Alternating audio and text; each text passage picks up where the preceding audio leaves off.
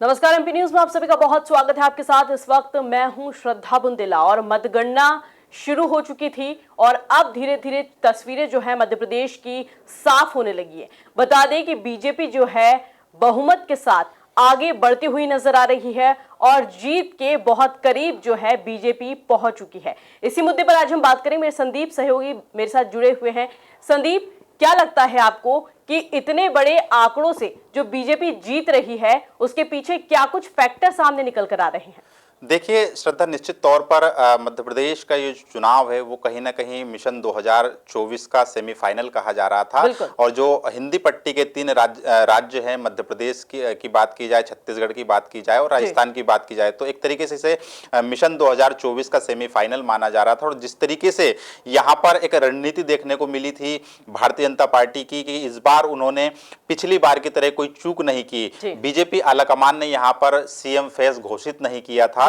और साफ तौर पर नारा दिया था कि एमपी के मन में है मोदी और मोदी के मन में है एमपी। तो कुल मिलाकर ये जो चुनावी नारा है वो नरेंद्र मोदी के इर्द गिर्द ही घूमता हुआ नजर आया है। लेकिन इसके बावजूद मध्य प्रदेश में जो भारतीय जनता पार्टी जो 2023 का जो चुनाव है इसमें इतने प्रचंड बहुमत से सरकार बनाती हुई नजर आ रही है, तो इसके पीछे साफ तौर पर हम कह सकते हैं कि यहाँ पर मुख्यमंत्री शिवराज सिंह चौहान सरकार की जो योजना थी, लाडली बहना योजना और हिंदुत्व वाली छवि, और यह कहा जाए कि सनातन का जो ब्रांड था मुख्यमंत्री शिवराज सिंह चौहान का, वो कहीं ना कहीं भारतीय जनता पार्टी की एक बड़ी जीत का एक बड़ा फैक्टर बनते हुए नजर आया। खास तौर पर बात करें कि कैश डिलीवरी का जो कार्ड था, लाडली बहना योजना, जिस तरीके से 1250 रुपए मुख्यमंत्री शिवराज सिंह चौहान ने खास तौर पर चुनावी महीने में भी, आचार संहिता के बीच में भी जो है बहनाओं के खातों में जो पैसे पहुंचाए, उसका लाडली बहनों ने भर भर कर मुख्यमंत्री शिवराज सिंह चौहान और भारतीय जनता पार्टी को वोट दिया। और जैसे कि जिस तरीके से मतदान के दौरान जब बहनाओं की लाइन निकलने लगी, मतदान स्थल है वहां पर जो महिलाओं का हुजूम उमड़ा, तो कहीं ना कहीं साफ तौर पर यह इशारा कर रहा था कि मध्य प्रदेश में जो लगातार 16 सालों से मुख्यमंत्री शिवराज सिंह चौहान राज करते हुए नजर आए हैं, तो लाडली बहनाओं ने खुले मन से भर भर कर ना सिर्फ आशीर्वाद दिया बल्कि अभी तक के बीजेपी के जितने भी जीत के रिकॉर्ड है एमपी में, वो सारे रिकॉर्ड जो है भारतीय जनता पार्टी ब्रेक करती हुई नजर आ रही है। बिल्कुल, लेकिन संदीप, हम यहाँ ये जानना चाहते हैं कि जिस तरह से मुख्यमंत्री शिवराज सिंह चौहान ने लाडली बहना का कार्ड फेंका और वो चल भी गया, क्योंकि मतदान वाले दिन भी हम देख रहे थे कि 12 बजे तक तो इतना ज्यादा मतदान नहीं हुआ था, लेकिन 12 से 1 बजे के बाद हम आपको बता दें कि लाडली बहनों ने खूब मतदान किया और बताया जा रहा है कि इसी का ये जो फैक्टर है, इसी का जादू इसमें चला है। लेकिन मैं आपसे यहाँ पर यह भी जानना चाहती हूँ कि क्या सीएम फेस को लेकर स्थिति साफ हो चुकी है? क्या मुख्यमंत्री शिवराज सिंह चौहान ही सीएम फेस होने वाले हैं? निश्चित तौर पर देखिए श्रद्धा, कि जिस तरीके से ये चुनाव लड़ा था, ये मोदी के चेहरे पर मध्य प्रदेश में लड़ा गया था, लेकिन यहाँ पर भारतीय जनता पार्टी के आलाकमान ने एक बड़ा संदेश भी दिया था कि चुनाव की घोषणा होने से पहले ही अपने कैंडिडेट की जो है सूची जारी कर दी। और इस सूची में कई बड़े चेहरा है भारतीय जनता पार्टी के, उनको मैदान में उतारा। केंद्रीय मंत्री नरेंद्र तोमर की बात की जाए, प्रहलाद पटेल की बात की जाए, कैलाश विजयवर्गीय की बात की जाए, राकेश सिंह की बात की जाए, फग्गन सिंह कुलस्ते की बात की जाए, ये तमाम ऐसे बड़े चेहरे हैं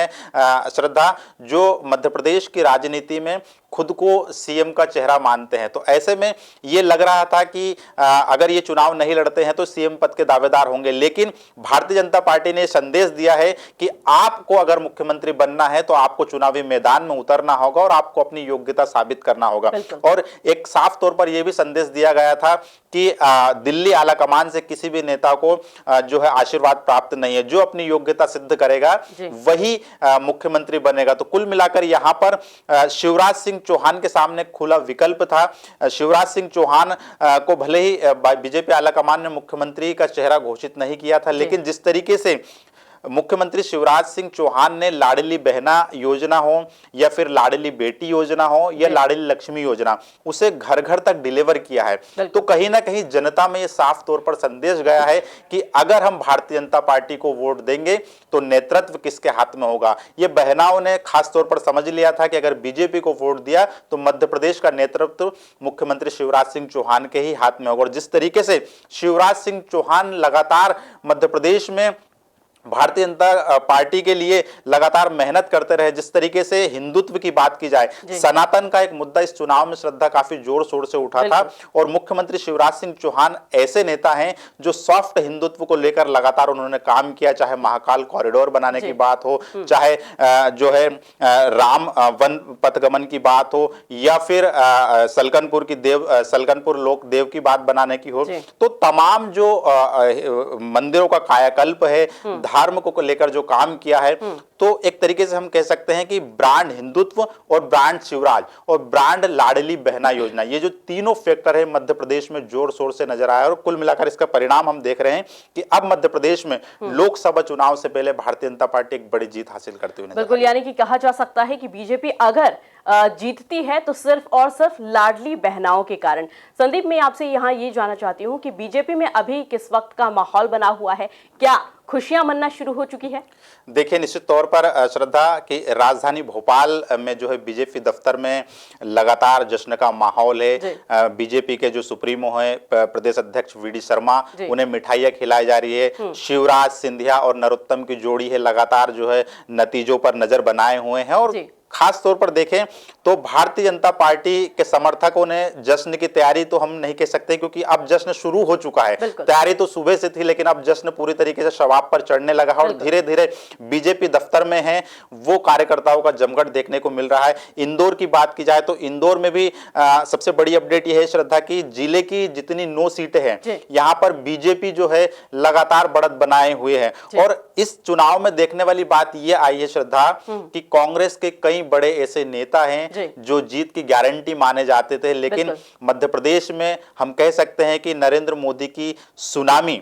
और शिवराज की लहर ऐसी चली कि कई कांग्रेस के जो बड़े चेहरे हैं उन्हें हार का मुंह भी देखना पड़ सकता है। राव की बात करें तो जीतू पटवारी कांग्रेस के बड़े तेज तर्रार नेता हैं और काफी बड़ा फैक्टर माने जाते हैं, जीत की गारंटी भी माने जाते हैं, लेकिन फिलहाल वो एक बड़े अंतर से पीछे चल रहे हैं। तो ऐसे में कहीं ना कहीं ऐसे कई बड़े चेहरे हैं कांग्रेस के जो फिलहाल हार का सामना कर सकते हैं। बिल्कुल, लेकिन अगर हम यहाँ पर बात करें इंदौर 1 की, जिसे हॉट सीट माना जा रहा है, फिलहाल वहां की स्थिति क्या कुछ दर्शा रही है, किस तरह की तस्वीरें वहां से सामने आ रही है? देखिए, 1 नंबर की भी तस्वीर जो है फिलहाल पूरी तरीके से अब साफ होने लगी क्योंकि कैलाश विजयवर्गीय जो है वो एक बड़े मार्जिन से जीत की तरफ बढ़ते हुए नजर आ रहे हैं। हमारे पास जो अभी तक के आंकड़े आए हैं उसमें कैलाश विजयवर्गीय एक बड़ी जीत से आगे बढ़ते हुए नजर आ रहे हैं। और संजय शुक्ला की बात की जाए, संजय शुक्ला कांग्रेस के विधायक रहे हैं 1 नंबर से, लेकिन हैरान करने वाली बात यह है कि संजय शुक्ला 1 नंबर में खुद अपना बूथ हार चुके हैं। तो ये एक बड़ी अपडेट है कि कैलाश विजयवर्गीय ने जिस तरीके से उनकी एक राष्ट्रीय नेता की छवि है और जिस तरीके से उन्होंने जिस दमदारी के साथ चुनाव लड़ा है वो कहीं ना कहीं बताता है कि उनका असर 1 नंबर में तो हुआ ही हुआ है, लेकिन इंदौर जिले और पूरे मालवा निर्माण में कैलाश विजयवर्गीय का असर देखने को मिला। साफ तौर पर सीएम पद के एक बड़े दावेदार भी है, लेकिन जिस दमदारी के साथ उन्होंने चुनाव लड़ा, कैलाश विजयवर्गीय के बयान हमेशा सुर्खियों में रहते हैं। लेकिन इस 1 नंबर के चुनाव में ये देखने वाली बात मिली